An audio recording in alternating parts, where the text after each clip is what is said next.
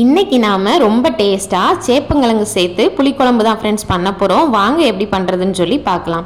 Hello friends, welcome to my lovable recipes.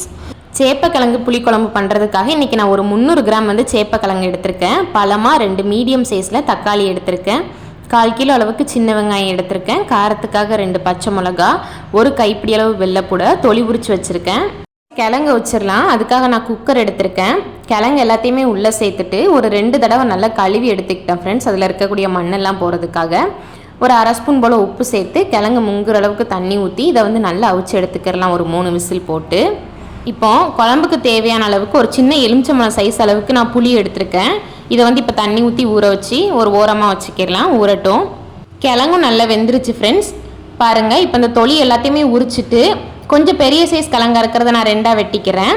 இப்போ குழம்பு பண்ணுறதுக்காக அடுப்பில் கடாய் வச்சுட்டு தேவையான அளவுக்கு எண்ணெய் சேர்த்துக்கிறேன். எண்ணெய் சூடானதுக்கப்புறமா 1 ஸ்பூன் கடுகு, 1 ஸ்பூன் வெந்தயம் சேர்த்து இது ரெண்டத்தையுமே நல்லா பொரிய விட்டுக்கிறேன். இது நல்லா பொரிஞ்சதுக்கப்புறமா எடுத்து வச்சுருந்த சின்ன வெங்காயத்தை நல்லா குட்டியாக வெட்டி உள்ளே சேர்த்துக்கிறேன் ஃப்ரெண்ட்ஸ். ஒரு கொத்து கருவேப்பிலை சேர்த்துக்கிறேன், பச்சை மிளகா சேர்த்துக்கிறேன், நம்ம உரிச்சு வச்சுருந்த பூடையும் சேர்த்துக்கிறேன். இப்போ இதெல்லாம் வசங்கிறதுக்காக ஒரு 1/2 ஸ்பூன் உப்பு சேர்த்துக்கிறேன்.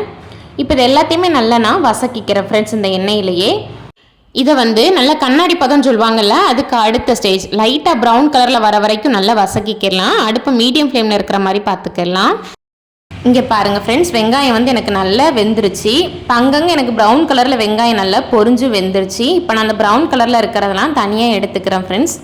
எதுக்காக அப்படின்னா குழம்போட ஃபைனலில் நம்ம தாளிப்பு சேர்ப்போம்ல, அந்த மாதிரி இதை சேர்த்துக்கலாம். இப்போ இந்த அளவுக்கு நல்லா வசக்குனதுக்கு அப்புறமா நம்ம எடுத்து வச்சிருந்த தக்காளியை நல்லா குட்டியாக வெட்டி உள்ளே சேர்த்துக்கிறேன். தக்காளியோட சாறு எல்லாமே நல்லா இறங்கி வெங்காயமும் தக்காளியும் நல்லா மசிஞ்சு குலைவாக வெந்து வரணும் ஃப்ரெண்ட்ஸ். பாருங்கள், இதை நம்ம நல்லா வசக்கிக்கலாம்.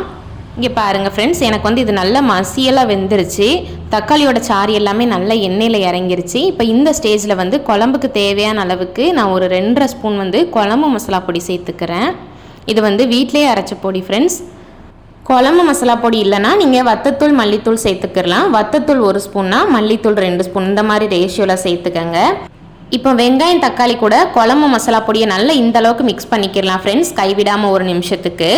மிக்ஸ் பண்ணதுக்கு அப்புறமா நம்ம ஊற வச்சுருந்த புளியை நல்லா கரைச்சி அந்த புளி தண்ணியை உள்ளே சேர்த்துக்கலாம். சேர்த்துட்டு கட்டிகள் எதுவுமே இல்லாத மாதிரி கரண்டியோட பின்பக்கத்தை வச்சு இந்த மாதிரி நல்லா கலந்து விட்டுக்கிறலாம் ஃப்ரெண்ட்ஸ். நல்ல இது போல் கலந்ததுக்கு அப்புறமா இதை ஒரு 2 நிமிஷத்துக்கு அப்படியே நல்லா வேக வச்சுக்கிடலாம். அப்போ தான் பொடியோட பச்சை வாசனைலாம் போகும். பாருங்கள் ஃப்ரெண்ட்ஸ், 2 நிமிஷம் ஆயிடுச்சு. இப்போ குழம்புக்கு தேவையான அளவுக்கு நான் தண்ணி சேர்த்துக்கிறேன். நம்ம அவிச்சு வச்சுருந்த சேப்பக்கிழங்கு இருக்குல்ல, அதை நான் உள்ளே சேர்த்துக்கிறேன். இப்போ குழம்புக்கு தேவையான அளவுக்கு நான் உப்பு சேர்த்துக்கிறேன். ஆல்ரெடி வெங்காயம் வசக்கும் போது உப்பு போட்டிருக்கோம், அதனால் கம்மியாக சேர்த்துட்டு தேவைப்படுறப்ப கூட நம்ம எக்ஸ்ட்ரா சேர்த்துக்கலாம். இப்போ இது எல்லாத்தையுமே ஒரு தடவை நல்லா மிக்ஸ் பண்ணிவிட்டு அடுப்பை ஹை ஃப்ளேமுக்கு வச்சு குழம்பு நல்லா கொதிக்க வச்சுக்கிடலாம் ஃப்ரெண்ட்ஸ். இப்போ நம்ம இந்த குழம்புல சேர்க்கறதுக்காக ஒரு மசாலா அரைச்சிக்கிடலாம். அதுக்காக மிக்ஸி ஜாரில் ஒரு 75 கிராம் தேங்காவை வெட்டி சேர்த்து 1 ஸ்பூன் சீரகம் சேர்த்து நல்லா இந்த மாதிரி குறப்பாக அரைச்சதுக்கு அப்புறமா நம்ம புளியை கரைச்சி சேர்த்துட்டு அந்த மீதி சதை பகுதி இருக்கும்ல, அதை இப்போ நான் உள்ளே சேர்த்துக்கிறேன். கொஞ்சம் கொஞ்சமாக தண்ணி சேர்த்து இதை நல்லா மையாக அரைச்சிக்கிறேன். இப்போ பாருங்கள், நம்மளோட குழம்பு நல்லா கொதிச்சு சுற்றி நல்லா எண்ணெய் பிரிஞ்சு பொடியோட பச்சை மண்ணெல்லாம் நல்லா போயிருச்சு ஃப்ரெண்ட்ஸ். இப்போ இதை நல்லா மிக்ஸ் பண்ணிக்கிறேன்.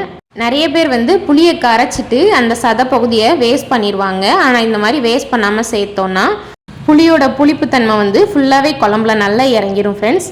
இப்போ பாருங்கள், நம்ம அரைச்ச மசாலாவை உள்ளே சேர்த்துட்டு ஒரு தடவை நல்லா மிக்ஸ் பண்ணிக்கிடலாம். இப்போ இந்த மசாலாவோட பச்சை வாடை போகிற அளவுக்கு நல்லா இந்த குழம்பை கொதிக்க வச்சுக்கிடலாம் ஃப்ரெண்ட்ஸ். ஒரு 5லேருந்து 7 நிமிஷத்துக்குள்ளேயே மசாலாவோட பச்சை வாடெல்லாம் போய் நம்மளோட சேப்பக்கிழங்கு புளிக்குழம்பு ரொம்ப சூப்பராக தயாராகிடும் ஃப்ரெண்ட்ஸ். பாருங்கள், குழம்பு நல்லா கட்டியான கன்சிஸ்டன்சிக்கு வந்துருச்சுல்ல. இப்போ ஒரு கைப்பிடி அளவு மல்லிச்செடியை மேல் டாப்பில் தூவி விட்டுக்கிறேன். நம்ம எடுத்து வச்சுருந்த தாளிப்பை ஃபைனலாக உள்ளே சேர்த்துக்கிறேன். இந்த மாதிரி சேர்க்கும் போது குழம்பு நல்லா கலர்ஃபுல்லாகவும் நல்ல மணமாகவும் இருக்கும் ஃப்ரெண்ட்ஸ். அவ்வளோதான் ஃப்ரெண்ட்ஸ், நம்மளோட சேப்பக்கிழங்கு புளிக்குழம்பு ரொம்ப சூப்பராக மனமாக தயாராகிருச்சு. இந்த சேப்பக்கிழங்குல அதிக அளவு நார் சத்து மாவு சத்தும் இருக்கிறதுனால நம்ம ரத்தத்தில் கெட்ட கொலஸ்ட்ராலோட அளவு கம்மியாகி நல்ல கொலஸ்ட்ராலோட அளவு அதிகமாகுது. அது மட்டும் இல்லை, இதில் இருக்கக்கூடிய இந்த வளவளப்பு தன்மை காரணமாக மலச்சிக்கல் பிரச்சனை இருக்கிறவங்களாம் இதை தொடர்ந்து சாப்பிடும்போது மோஷன் நல்ல ஃப்ரீயாக போகும் ஃப்ரெண்ட்ஸ். இதை புளிக்குழம்பா செய்யும் போது இதில் உப்பு உரப்பு புளிப்பு எல்லாமே பிடிச்சி சாப்பிடும்போது நல்லா சூப்பராக இருக்கும்.